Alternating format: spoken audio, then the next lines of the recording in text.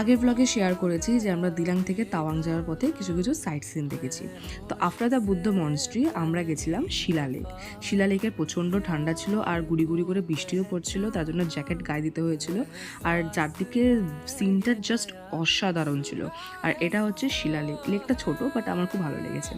Next Tawang যাওয়ার পথেই একদম আমরা গেছিলাম জাং ওয়াটারফল। এই জাং ওয়াটারফলটা দেখে জাস্ট আমার বাহুবলী সিনটা মনে পড়ে যাচ্ছিলো।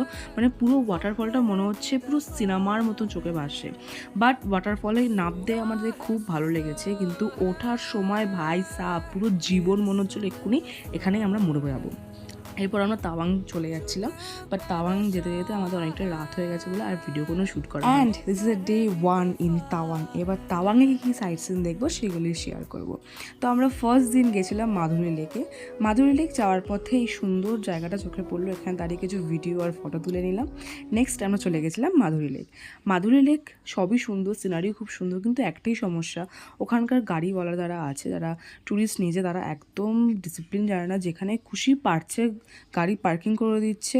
মানে আমরা গাড়ি ঢোকাতে পেরেছি, কিন্তু গাড়ি কী করে বার করবো বুঝতে পারছিলাম না। বাট এত সুন্দর ক্লিয়ার যে ওয়েদার পেয়েছি সেদিনকে, সচরাচর কিন্তু পাহাড়ে এরকম ওয়েদার পাওয়া যায় না।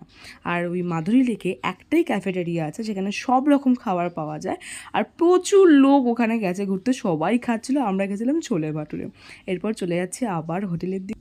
সো আজকের জন্য ব্লগে এইটুকুই। নেক্সট দিন দেখাবো day 2 in Tawang. So okay, by.